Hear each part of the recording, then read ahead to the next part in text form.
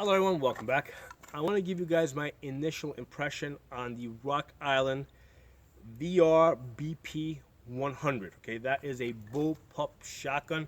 For those of you not familiar with a bullpup, basically the trigger group is moved forward of your your magazine and your chamber. Okay, so everything's kind of switched, and so your magazine's basically back here, your ejection port's back here, and your trigger basically is up here. The idea of the bullpup is that you're able to get a shorter uh, gun because the barrel is basically coming back into your stock. Okay, so that's the idea of the bullpup. The way this came about is I got a call earlier this week. Basically, coronavirus panic buying. A guy walked into a store and basically said, "I need guns. I need guns fast. What do you have for me?" And they sold him this Rock Island VRB 100, and they sold his wife the Smith and Wesson Bodyguard, which is a 380. And so basically at this point, gun stores are basically just getting rid of whatever they have or whatever they want to get rid of.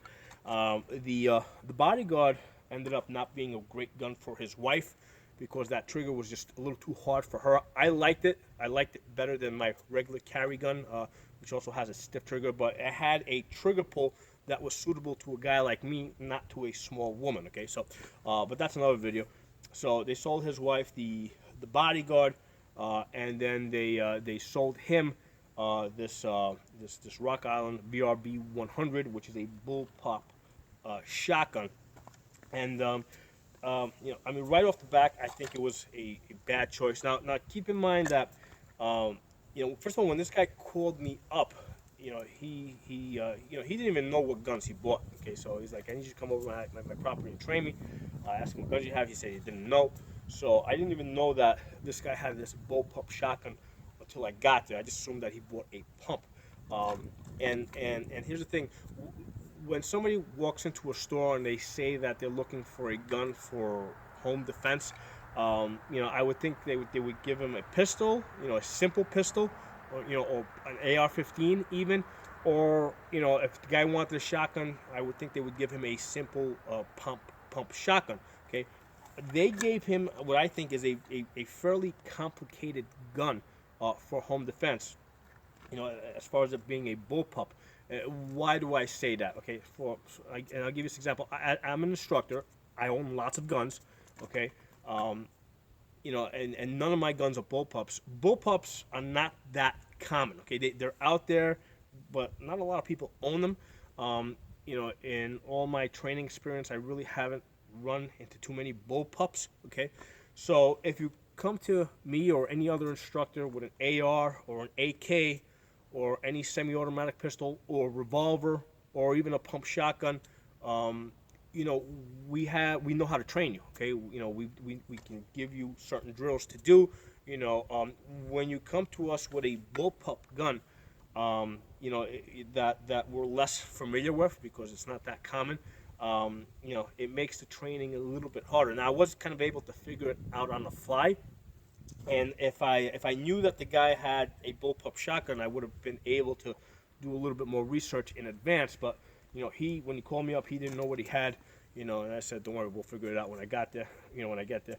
But yeah, it turned out that he had this gun, so I had to kind of figure it out.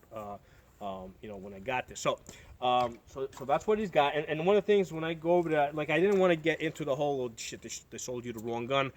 That's the gun that he had. I needed to work with that. Okay, so now the first thing I want to tell you guys, all right, and this is one of the things that's really important to me as far as a semi-automatic shotgun. I want a semi-automatic shotgun, like this Lynx 12 over here, and I have these guns here because I don't have that guy's gun here, so I have these guys so I can point out certain features. When it comes to a semi-automatic shotgun, I want a shotgun that will shoot everything. Okay, so the problem with that Rock Island VRBP-100 is it would not cycle the cheap birdshot. Okay, so I tried these estates.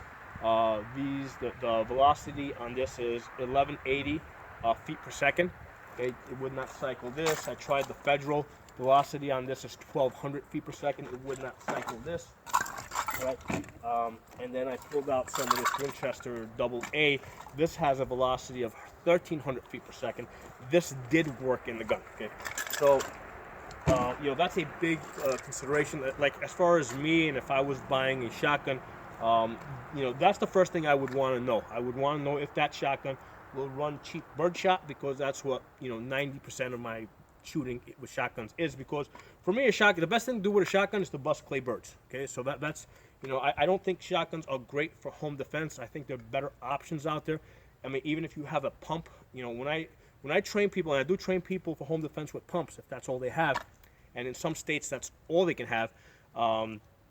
What happens is when you know, yeah, great, I can get you shooting that gun very well, but when I start stressing people, right, and I start putting them, you know, under different types of stress, I find that they're either not pumping the gun hard enough, they're fumbling shells because the gun has a really low capacity. Most shotguns only take 5 shells. So I find that people basically start screwing up when I put them under stress, okay? And especially if I put them in low light conditions or no light conditions, you know, and they're trying to feed the gun and find the safeties and all that stuff. I mean, you know, people usually make a mess out of pump shotguns, in, you know, under those type of stressful conditions.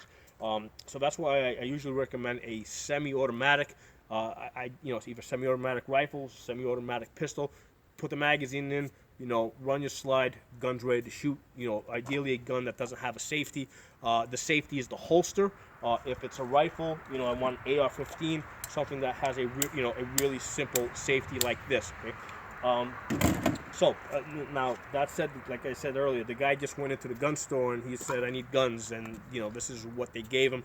I make a point, you know, in a situation like this, I don't want to go there and start telling the guy, "Oh shit, you should have got this or you should have got that," because that just causes unnecessary confusion. And you know, I basically, that's what the guy had. That's what I was going to train him on. Okay, so he's got this gun, and the first thing I needed to know is if it was going to run, you know, what it would run, and I saw that it would not run the birdshot. Basically, the Rock Island VRBP-100, you have to have, your shell's got to be at least 1,300 feet per second or faster. Now, with time, that may break in. You might be able to shoot cheaper birdshot.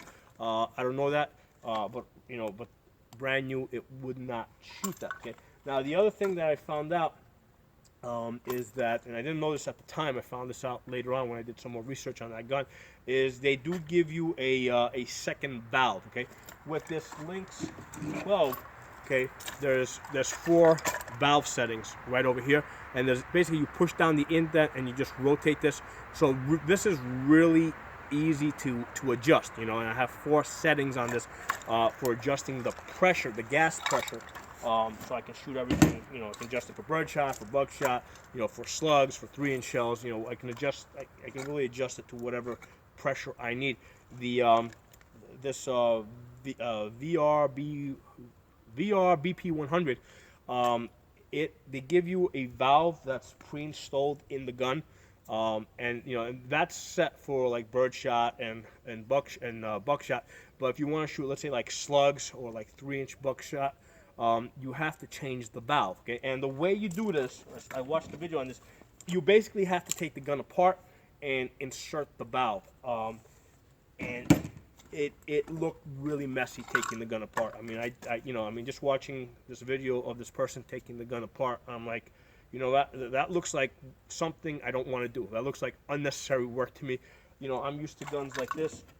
You know, this 12 gauge here, this Lynx, you know, it's an AK-47 design. Pop the dust cover off, pull out the recoil spring, pull out the bolt, and pretty much I can hose, you know, I can use a water hose and clean this gun, and then, you know, use a hair dryer to dry it up. Okay, so I you know, I mean, just watching somebody take that gun apart, you know, definitely did not give me the urge to go out and buy that gun. Okay, although I kind of lost my interest when I saw that it would not shoot the birdshot, you know, the cheap birdshot, that it needed premium ammo. That I had already kind of lost my interest at that point.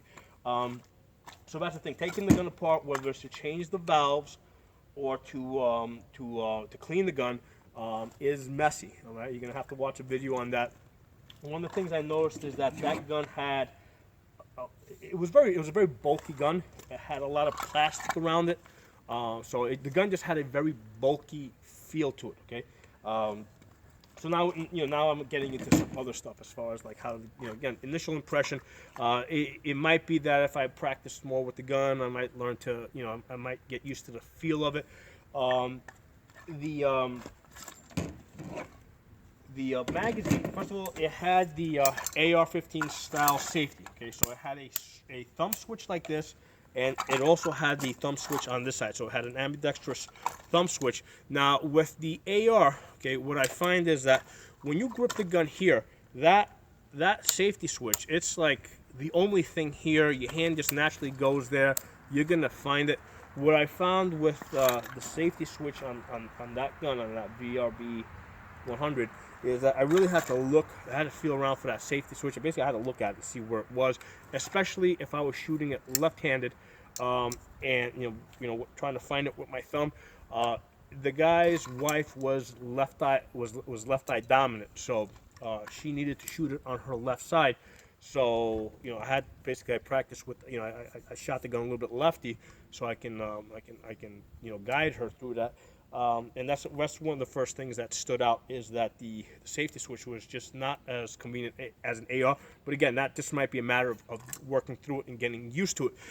The other thing I found is that with the AR, right, the ejection port's up here. Okay, now if you're shooting it righty, okay, it doesn't matter if the ejection port's here or back here, because on the bullpup it's back here.